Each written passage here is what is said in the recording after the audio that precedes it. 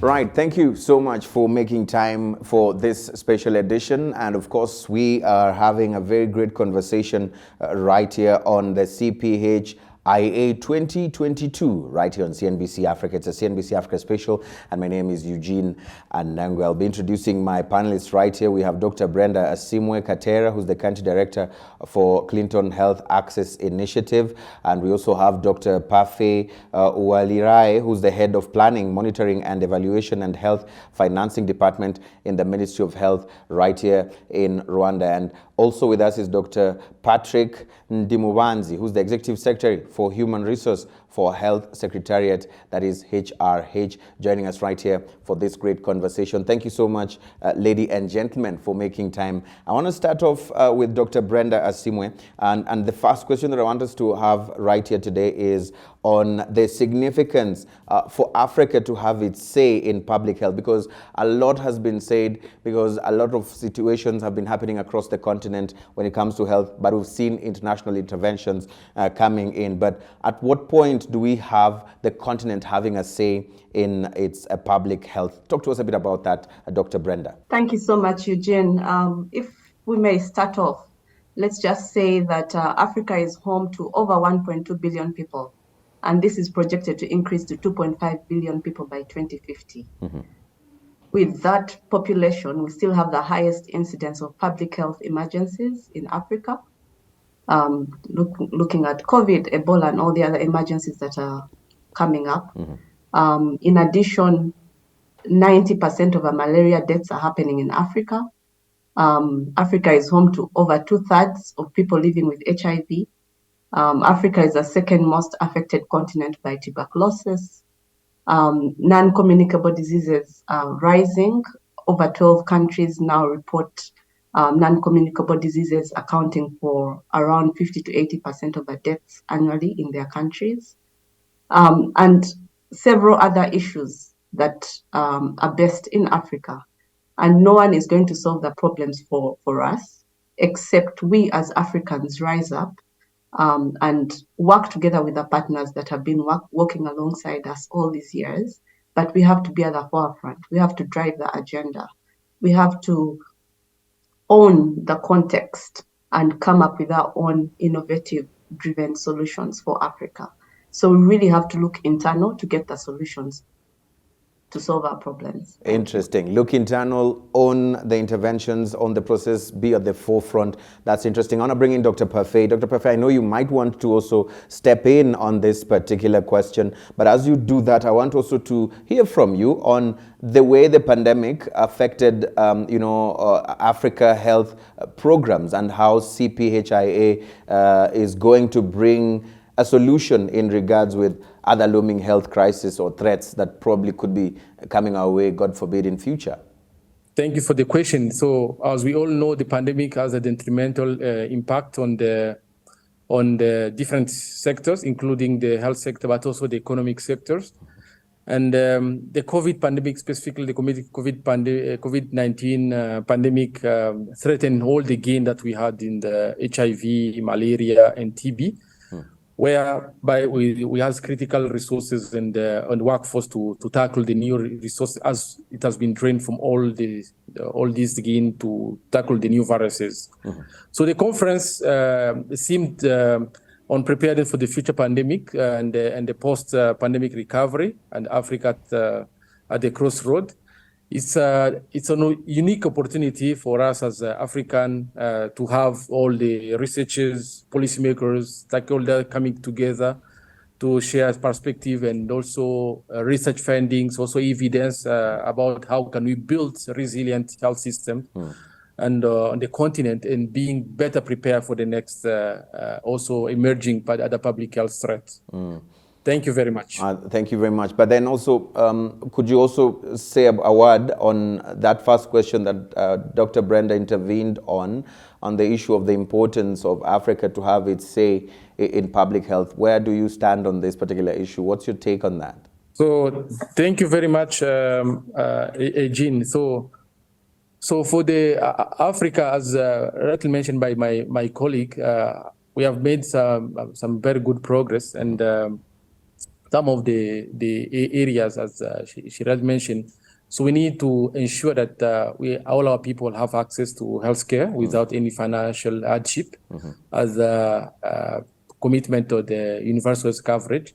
So we need to work hard on that and make sure that we can build a better health system to ensure that people have access, access to healthcare, quality healthcare, but also they are financially protected for when they are going to access services. Thank you. Right. Dr. Patrick, I mean, talk to us a bit about how Africa has been, having some challenges when it comes to a variety of disciplines, including technology, research, human and finance capacity. And as you talk to us a bit about that, share with us how you see CPHIA as a conference and how it will be moving towards repositioning Africa in terms of its public health space and agenda. Thank you so much, Eugene, and thank you for this opportunity to present further the conference, the CPHIA. The conference is going to focus on important building blocks of the health system, including the health workforce, finance, technology. The conference has 9 main tracks in addition to the side events, and will tackle critical issues such as epidemiology, diagnostic and clinical management in the first track, R&D capacity in diagnostics, therapeutic and vaccine manufacturing, health system strengthening and universal health coverage, human health, women health, lessons learned from the COVID pandemic, effective public health responses from outbreaks to pandemics and beyond, and then the whole of a society approach, including the civil society when it gets to responding to pandemics.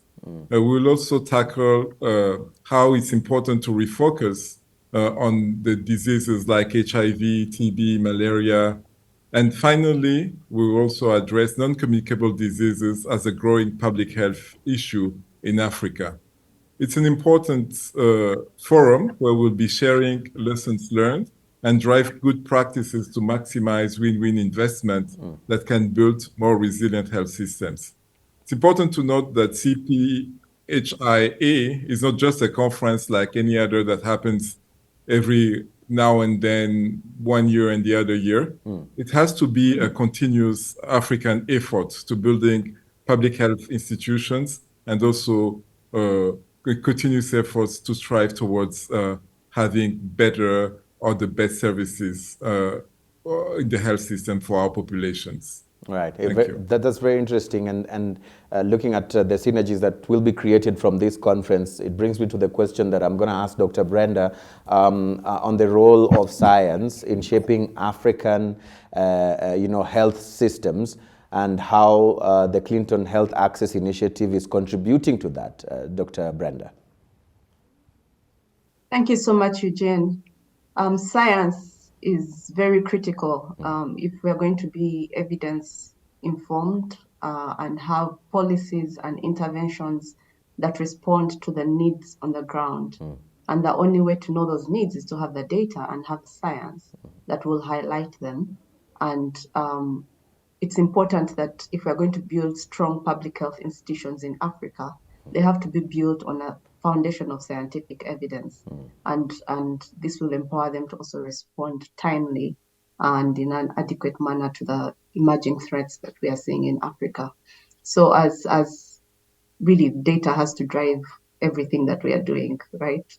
So for Clinton Health Access Initiative, for 20 years now, we've been working alongside our government and partners to save lives and to really reduce the burden of disease in low middle income countries. And we do this through strengthening governments and private sector to create and sustain high quality health systems in the countries where we work. And all of this is really driven by the science. And even in Africa, we have to generate the science, we have to generate the data, and not just generate it, but translate that into use, into action. And this conference is really a pivotal moment for us to bring all the data, all the science together in Africa, learn from the lessons learned, and then take that into action to drive our policies and interventions for the African continent. Thank you. I like that you underscore the word pivotal moment, and it takes me to, Dr. Parfait, to just try and understand the role of governments. And of course, looking from a continental perspective, Dr. Parfait, what do African governments need to understand in as far as health financing is concerned? Dr. Brenda has mentioned the importance of science, but let's talk about health financing here. I mean, what do you have to say on that? On the health financing side, there's been a great movement across the continent, how African countries have been mobilized themselves, how they can increase the domestic financing for health in Africa. There is a different forum that has been set up, especially at the policy level, at the starting for the high level, for the advocacy, but also the policy and also the technical at the technical level. The discussion is still ongoing, and see how we can mobilize more domestic resources for health. There is some of the intervention that has been in discussion, but also been implemented in some of the country. Number one is to ensure that how internally at the country level, how country can increase their domestic resources. By domestic resources, I mean tax-based resources. I mean that's coming from the government. Also, what's come from the private, either from direct investment or indirect investment from the private sector, either in service provision, but also in other area where private sector can partner with the government. So another way or other intervention that goes to the mobilization of domestic resources. It's about how country can identify some innovative financing for the health. Try to understand what are the other resources we will mobilize for health. This means it brings us to the concept of innovative financing mechanism. How can we mobilize health? That means understanding health in all policies. I give you an example. Not only the budget allocated for the health, but we have also other resources that are allocated for either prevention, aspect on the prevention of rehabilitative. I give an example, water and sanitation, but also other areas where we see how we can identify other additional resources that can be mobilized for health internally. So that's an innovative mechanism. It has to be contextualized by countries and also identify where they can get those kind of resources and better allocate them for ensure that they are going to respond to their needs. Another area is about how can we increase the efficiency about the use of resources. The use of resources is very important, either domestic resources or also external, but I'm here talking about the domestic resources. Starting for the allocation, then the use of resources. For the use of resources, there are two principles that has been taken into account, but also being emphasized on. That's the value for money, but also return on investment. So those are the key principles that we have been discussing at the government level, but also increasing the partners, ensure that everyone is on board to ensure that this agenda on domestic financing for health in Africa is moving forward. And the good thing that we have champions. Our head of state is a champion on that initiative, and we're going to push forward that agenda, ensure that Africa can sustain itself in terms of domestic resources for health. Thank you very much. And it brings me to the issue of human resource. And of course, this now brings us to Dr. Patrick. Dr. Patrick, we've had on the issue of the financial resources. Now, what's the contribution of developing a strong human resource in health in building decent public health institutions on the continent? And how is Rwanda advancing towards this particular end? Thank you. To me, human resource for health is one of the most important components of the building blocks for health system. Mm-hmm. Without the health workforce, there's nothing that can be done. You cannot treat people, you cannot detect diseases. Mm-hmm. The HRH, the Human Resource for Health Secretariat here in Rwanda, it's a government entity that was established to oversee health professional education and training. Mm-hmm. With the HRH, we work very closely with the universities and the teaching hospitals, connecting academia to the industry, both the hospitals and the public health institutions. The Human Resource for Health aims at creating synergies to produce the health workforce, both in clinical setting, public health to help prevent, detect early, and also respond to any public health threats. So we have an ambitious goal with our strategy to train close to 7,000 new health providers in different health fields, including nurses, midwives, lab techs, medical doctors, but also leaders and managers in the health system, as well as public health specialists. So that's the plan for the next 10 years. Thank you. That's interesting. The plan for the next 10 years is already out there. But then, Dr. Brenda, I want to read your thoughts or take your mind on this particular issue, on the significance of human resource. You know, the population has grown. We are growing real fast, but of course, there is need to equip institutions with the right human resource. What would you be able to say is the gap and the opportunities also in the same space? Thank you so much, Eugene. Like Dr. Patrick said, we can't strongly emphasize the need for human and health workforce if we are going to deliver on universal healthcare for our people. Currently, 48% of our people receive the care they need. And one of the barriers is they don't have access to the adequate health workforce that is needed, not just in Rwanda, but across the entire continent. And we really need to work on the numbers, but also the quality. During COVID, we saw that many of our healthcare providers were burdened, were overwhelmed with the need